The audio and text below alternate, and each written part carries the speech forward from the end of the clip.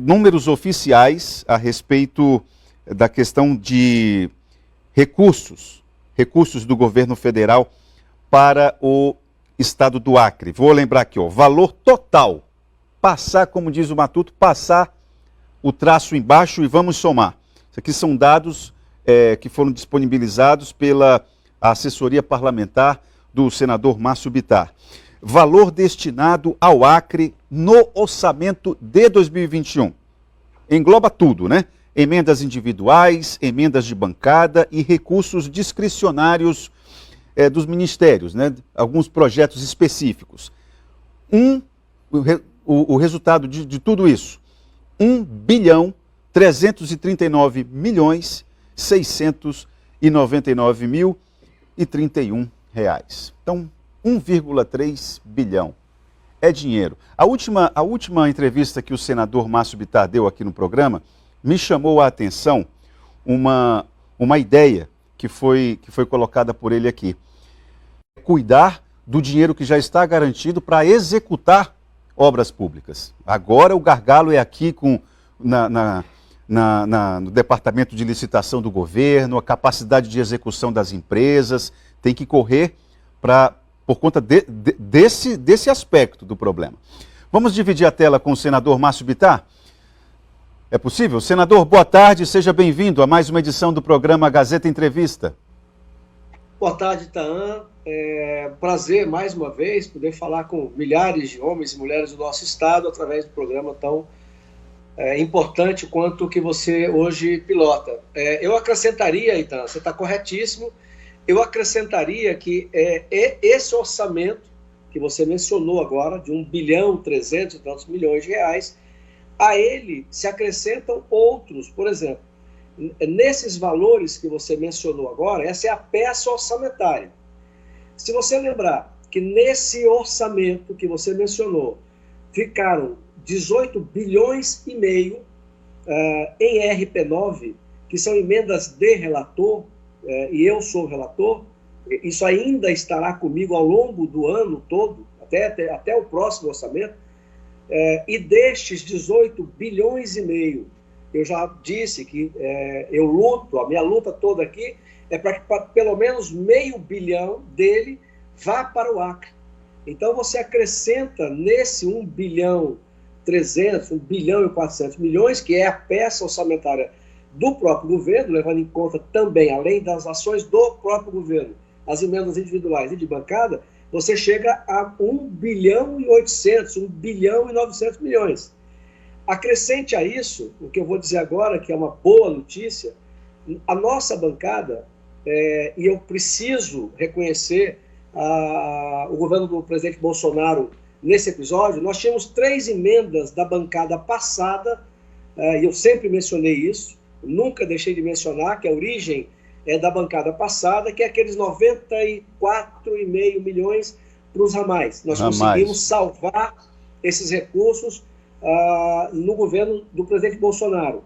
Depois nós tínhamos 54 milhões que salvamos também na última semana de 2020, nós conseguimos salvar, que é para fazer o mini-anel de Epitaciolândia e Brasileia. E eu sempre digo, vou repetir, o general Santos Filho, que preside o DENIT, que é um amazônida, apaixonado pela Amazônia, conhece muito, foi peça fundamental, então salvamos os 54 milhões. E ontem, conforme a imprensa noticiou, alguns veículos de comunicação, nós conseguimos resolver, por definitivo, outro recurso, 36 milhões, que a gente já estava quase perdendo esse recurso, que é para pagar as máquinas que o Gladson vai ter que fazer uma complementação, porque quando a bancada passada fez esse orçamento, as máquinas valiam preço. Com a Covid, subiram de preço. Então, o governo do estado vai ter que pagar a diferença,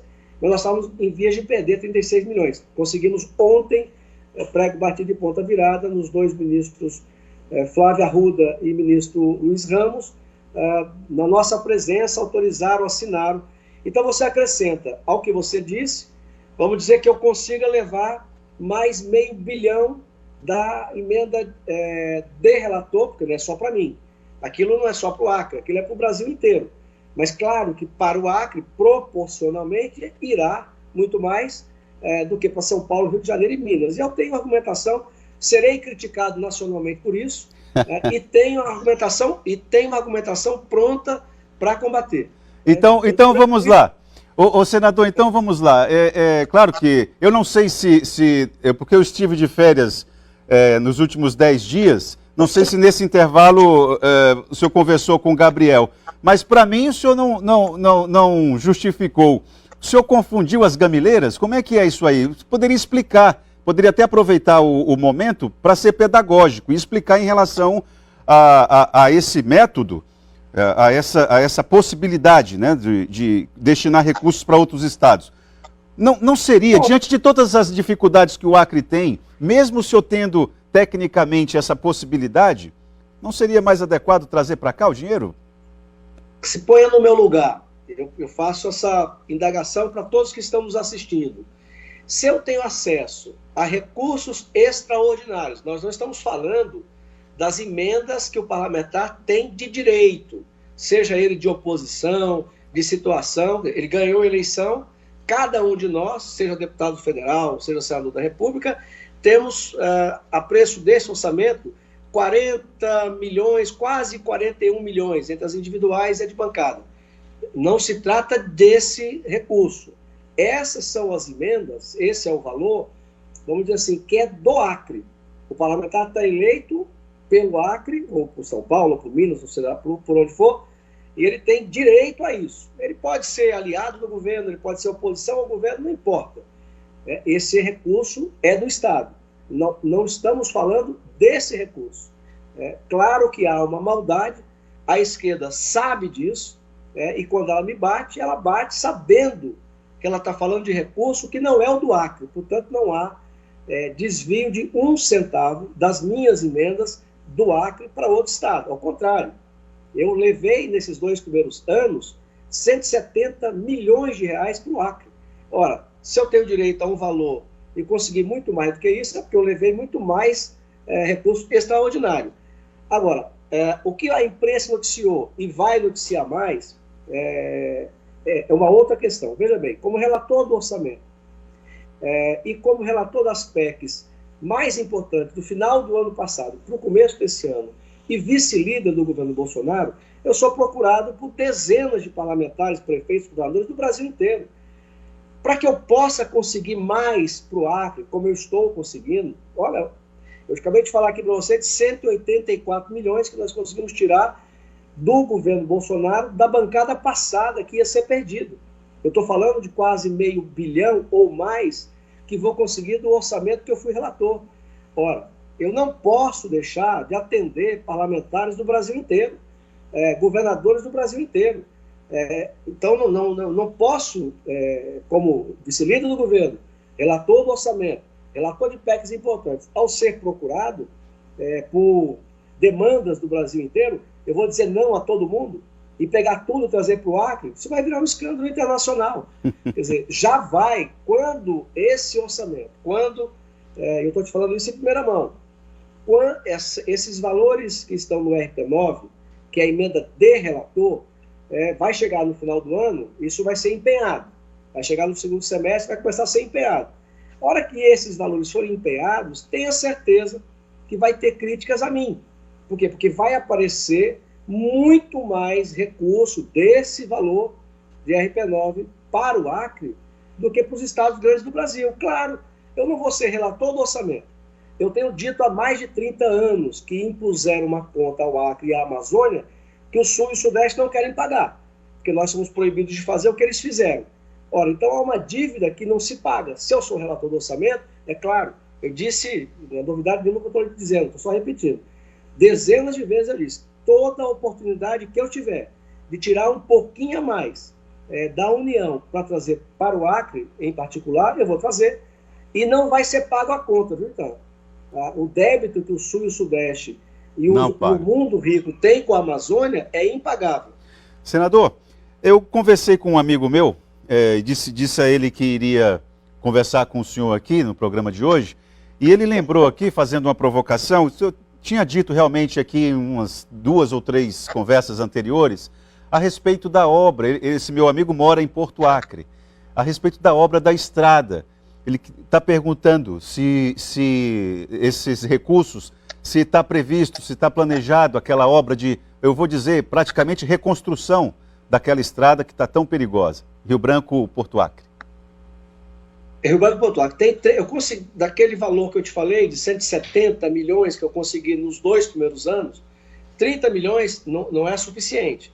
Mas desse montante, 30 milhões, claro, combinado com o Gladson, 30 milhões é para ajudar o governador Gladson Cameli a fazer a recuperação da estrada de Rio Branco a Porto Acre. Agora, é tanto número que eu tenho a impressão que as pessoas que escutam podem fazer uma confusão.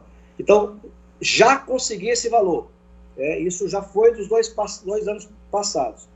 Agora, do orçamento que eu relatei, que vale para esse ano e que começa a ser executado agora, aí sim, combinado com o governador, desses $500 milhão, 500, pode ser até mais, que eu quero trazer para o Acre, o Gladson me pediu uma montanha de dinheiro para recuperar as estaduais. Eu não vou conseguir arrumar tudo, é mais de 400 milhões só para isso.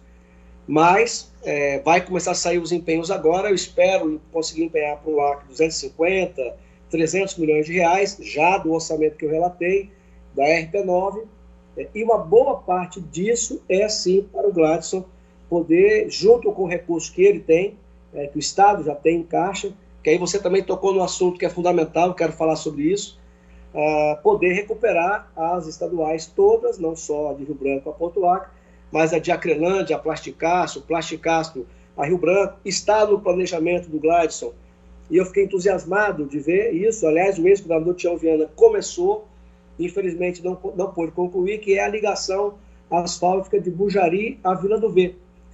Você dá ali mais vida ainda a toda uma região. Sim. Que tem muito colono, que tem muito morador e que é muito rica em produção. Agora, senador... Agora, então, para não perder o fio da meada. Pois não. Aquilo que você disse, hoje, e por que tem hoje, por exemplo, no orçamento que já veio do Executivo, quase 1 bilhão e 400 milhões? Parte da explicação é que foi a primeira vez que nós criamos a emenda de bancada impositiva. Então, se ela é impositiva, ela já veio no orçamento da União. Então, você multiplica aí.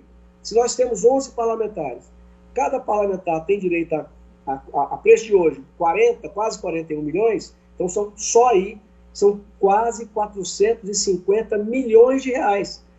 Então, a preocupação hoje, aí vai, o que eu consegui de extraordinário, o que os outros parlamentares conseguiram, o que eu consigo agora como relator do orçamento. Então, vai naquilo que você abriu o programa.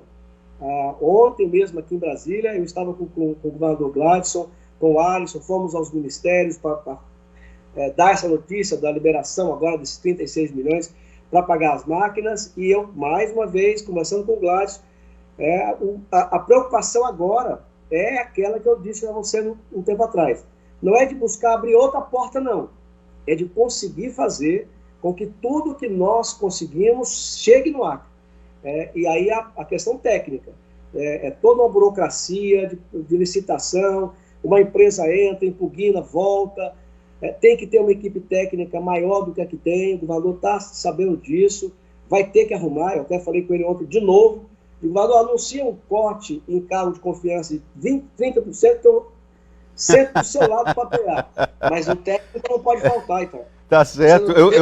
Eu tenho o costume de dizer, eu tenho dito isso em várias conversas com os amigos, que antes das eleições, o governador Gladson Cameli tem um verão completo para mostrar a força na execução de obras públicas. Estamos de volta com o Gazeta Entrevista. Eu já vou pedir para dividir a tela. Nós estamos conversando no primeiro bloco e agora no segundo, com o senador da República, Márcio Bittar. Senador, eu conversei hoje pela manhã com o presidente do Sindicato dos Caçambeiros, aqui do Acre, e ele me colocou um problemão. Diz que há 2 anos, na prática, há 2 anos, o governo do estado do Acre não abre licitação para a contratação de caçambeiros. Isso, em boa medida, isso dá aí uma demonstração, expõe a demonstração de como é que está a capacidade do governo do estado do Acre em executar obras. Como é que isso dialoga, né, com essa necessidade? Porque a gente vai ter que ter competência para fazer projetos e executar os projetos. A situação não vai ser fácil, viu, senador, aqui no Acre? Eu acho que é provável que você tenha falado com um querido conhecido meu, acho que tenha sido Júlio Caçambeiro. Júlio Faria. Veja bem, eu dou o crédito, não é porque somos aliados, não, mas é porque eu dou mesmo crédito ao Gladson. Eu não quero aqui fazer críticas aos 20 anos, já falei tudo que eu queria falar, vamos deixar para a campanha eleitoral, mas ele pega o Estado meio desarrumado. Então não é fácil você ter que arrumar o Estado, terminar obras que, vamos lembrar, a obra lá do pronto-socorro estava com não sei quantos anos, 10 anos, que não acabava e tal. Você tem que terminar obras, e aí pega uma pandemia, tem que fazer a reforma da Previdência que ele fez, a União fez, mas enfim, chegou um ponto crucial. Agora não tem mais para onde correr. Ou a gente, só que estão contatando. Eu tenho contato direto com o Luiz Felipe, lá da CEDU, eles estão dando um jeito, porque tem que contratar. Como eu disse, eu não falei brincando. Se o Gladson quiser, se for o caso, corta 30% linear de cargos de confiança para adotar, porque assim, você tem uns 100 e tantos projetos em andamento na CEDU para uma equipe técnica que não vai conseguir engolir. Então não há milagre, não tem jeito. Ou você aumenta essa equipe para poder dar conta desse projeto, ou nós vamos perder dinheiro. E isso tem a ver com tudo, porque, por exemplo, o Júlio, os Caçambeiros, olha, nós temos recursos para tocar obra para caramba no Estado. Então, isso vai movimentar a economia, vai movimentar o caçambeiro, vai movimentar o comércio, vai movimentar a indústria, de setor de construção, tudo. Mas é isso, essa é uma preocupação. Eu disse a você no programa da Gazeta passado, a minha equipe hoje do gabinete está concentrada nisso, de ajudar o governador, de ajudar em sintonia com as secretarias, porque não há mais o que eu fazer. Quer dizer, agora é dar conta de que o que nós conseguimos chega ao Estado. É muito recurso. Você mencionou aqui no primeiro bloco, eu disse de outros, quer dizer, esse 1 bilhão e 400 não estão neles. O que nós conseguimos recuperar da bancada passada, que são quase 200 milhões que nós recuperamos da bancada passada, todos ainda agora, um é para pagar as máquinas, que vão servir para os municípios todos do Estado. A outra é a obra de Habitacionante Brasileira, em todos, são 54 milhões que vai circular, que está em fase de licitação. Está em fase de soltar a ordem de serviço, mas ainda sempre tem detalhe, volta para o DERAC, a minha equipe aqui acompanha direto. Nesse momento, está no DERAC de novo, para corrigir mais uns detalhes, para voltar aqui para o DENIT, para aprovar e tal. São 54 milhões. Enfim, então, resumindo, é isso. Então, nós conseguimos, eu acho que a bancada federal cumpriu o papel. Eu já fui para Brasília me achando, vamos dizer, com uma responsabilidade maior do que das outras vezes que eu fui. Por quê? Porque dessa vez eu sou governo. Então, eu tenho que dar conta demais. Eu fui oposição. Hoje eu sou governo. Então, a responsabilidade aumenta. Você tem que dar conta de resolver gargalo. Claro. Então, Senador, Rio Branco concentra metade da população do Acre. Fazer obras aqui, digamos, é estratégico para melhorar a qualidade de vida para metade da população do Estado. Imagine o que significa isso. Esse projeto de urbanização do Igarapé São Francisco, por exemplo, é um projeto fundamental, estratégico. Agora, nesse aspecto, senador, eu queria saber a sua avaliação em relação à equipe da Prefeitura de Rio Branco. O senhor vislumbra na equipe da Prefeitura um amparo adequado, necessário, ou não? Não, a obra vai ser feita através do governo do Estado. Correto. Em parceria com a Prefeitura, porque praticamente, embora o Igarapé não seja de Rio Branco, aliás, ele não é nem só do Acre, as águas não pertencem a ninguém, pertencem à humanidade inteira. Mas, de qualquer maneira, a obra vai ser feita em Rio Branco. Mas a administração da obra e tal é do governo do Estado. Foi criado, foram dados vários passos já. Agora, de qualquer maneira, tem que ter uma parceria com a Prefeitura de Rio Branco, é desejável que tenha, porque ela vai somar esforços nessa execução. Você tem razão. Eu disse para você outra vez, é uma obra do meu mandato. Quer dizer, isso aí é uma obra do mandato do Senado da República. Eu não sei se você se lembra, eu mencionei na última entrevista que é uma obra que eu defendia desde 1999. Quando eu me elegi deputado federal a primeira vez, eu já falava da revitalização do Igarapé São Francisco. E agora nós vamos conseguir realizar. Agora é muita burocracia, então, assim, é coisa para esse mandato inteiro. Mas a gestão é do governo do Estado em parceria com a Prefeitura de Rio Branco, com o prefeito Tião Bocalão. Então vai ter a equipe para isso, sim. Bom, senador, eu acho que dá para a gente já mudar um pouco o rumo da prosa. Eu queria pegar esse resto de programa para a gente falar a respeito das eleições de 2022. Eu queria saber do senhor qual a leitura que o senhor faz em relação às personagens que estão postas. Na sua avaliação, vai ser uma eleição diferente das demais? Em quais aspectos? Então, eu lamento, mas eu estou vendo a eleição do ano que vem, que talvez seja a eleição mais acirrada da reabertura democrática para cá. Está muito polarizado, você veja a politização da Covid, por exemplo. É uma coisa insuportável. E a politização, a militância de dois polos faz o debate ficar cada vez mais miúdo, não se aprofunda, é raso, enfim. Mas eu tenho o meu lado. Numa guerra, você tem um lado, não adianta você...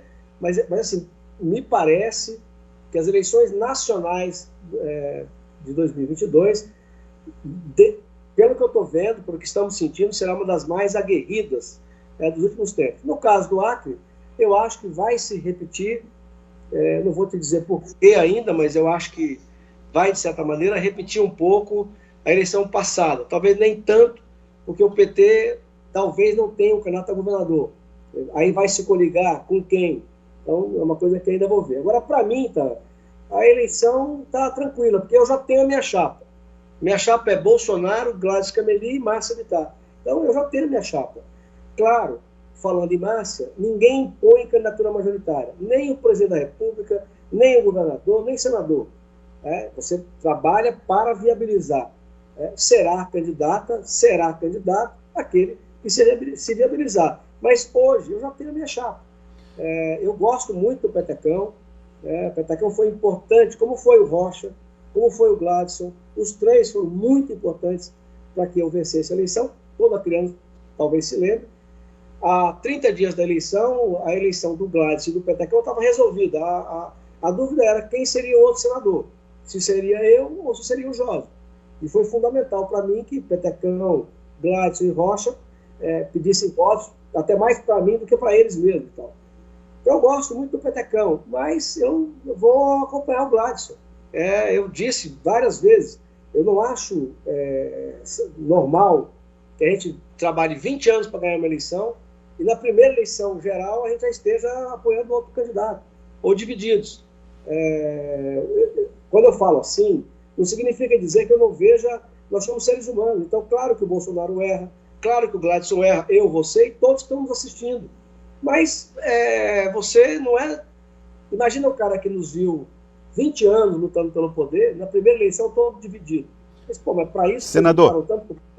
Então a minha chapa está pronta.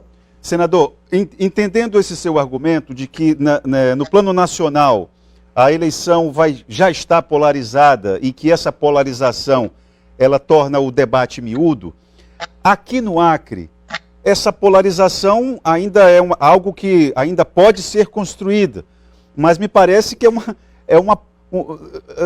não vejo a coisa muito polarizada assim, dado que pelo menos os personagens que estão aí pertencem a um polo.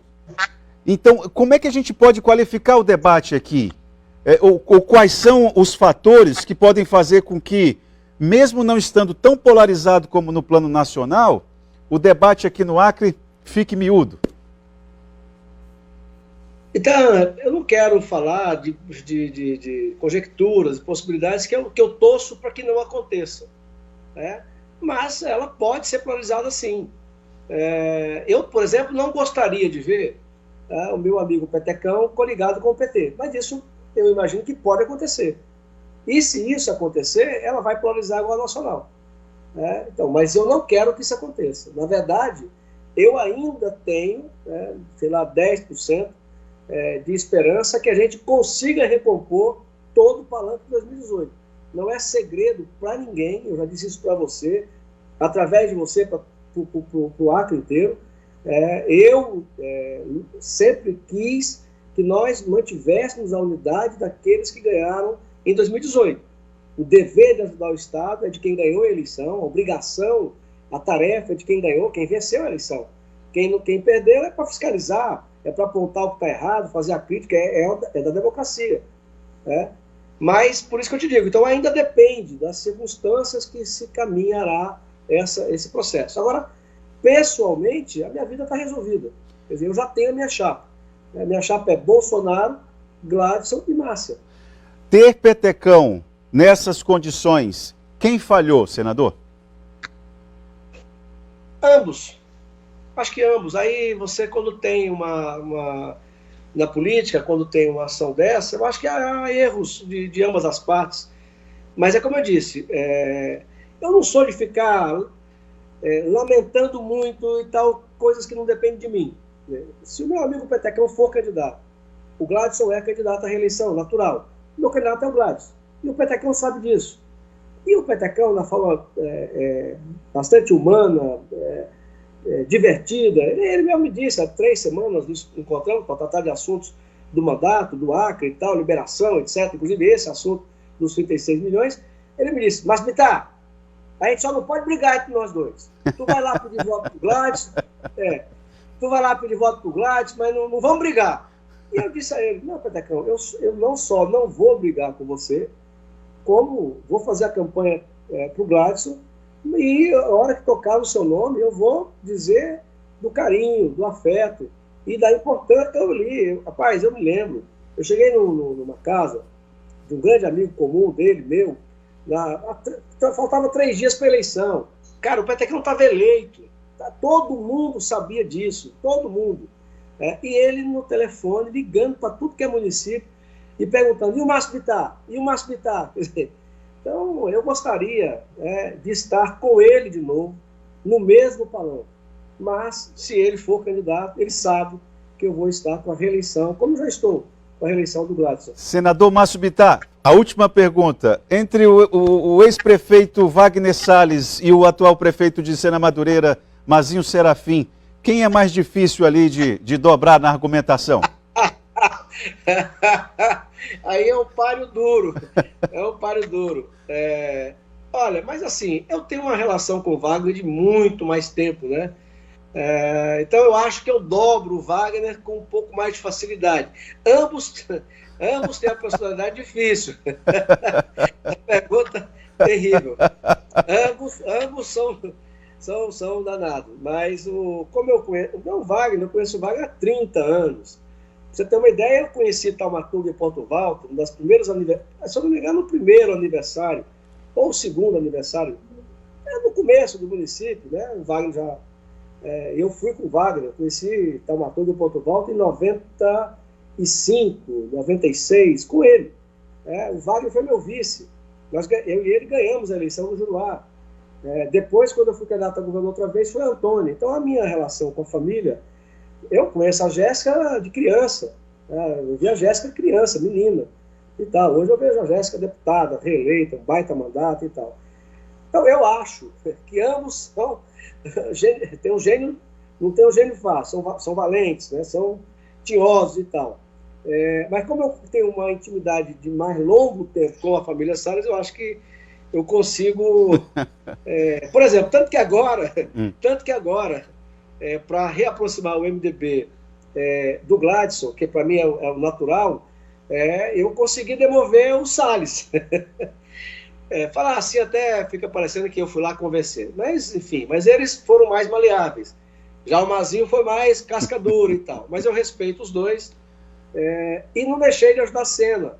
Aliás, para terminar nessa história, uma conterrânea, eu não nasci no Acre, mas estou desde 10 anos no estado, e o meu município é Sena. E Sena hoje tem quase 40 milhões de reais entre emendas minha obrigatória e extraordinária e tal. E uma conterrânea que estava numa briga com o Mazinho. Oh, você está arrumando um monte de dinheiro para o Mazinho e tal. Mas quase que eu falo o nome da personagem. Eu disse, mas como é que você quer que eu faça? Se eu consigo um dinheiro extraordinário. Aí chega lá minha assessora, a Jo. Senador, os municípios aqui, qual que o senhor vai mandar? Aí, como é que ela cita a cena? Eu vou dizer, não vou mandar cena porque o Mazinho não me apoiou? Não tem como. Tá agora, certo. ó, esse Mazinho também é esperto. Esse Mazinho é esperto. Entendeu? Se ele me levar pra cena, aí me envolveu e café da manhã, e vai para me leva e tal. Aí me levou numa sala, bota uma equipe para mostrar um filme de um canal que ele quer canalizar. Vai ficar uma coisa. Hoje é um esgoto a céu aberto, um imundíssimo, é uma coisa terrível. Aí ele foi mostrando e no final o filme vinha do fundo da obra para cá, vai canalizar, vai acabar com a imundície e vai fazer um parque, as pessoas caminhando e tal. E veio. Quando saiu, terminou o filme na portaria, aí estava escrito assim: Parque Mamédio Bittar. Pô. Aí fica difícil, né? Não mandar dinheiro. Todo mundo que me conhece sabe da paixão que eu tive pelo meu pai. Aí, exato. Como é que eu não vou colocar minha emenda lá? Né? O cara é danado. Né? Esse é o Mazinho. Muito obrigado pela conversa, senador Márcio Bittar, mais uma vez aqui no Gazeta Entrevista.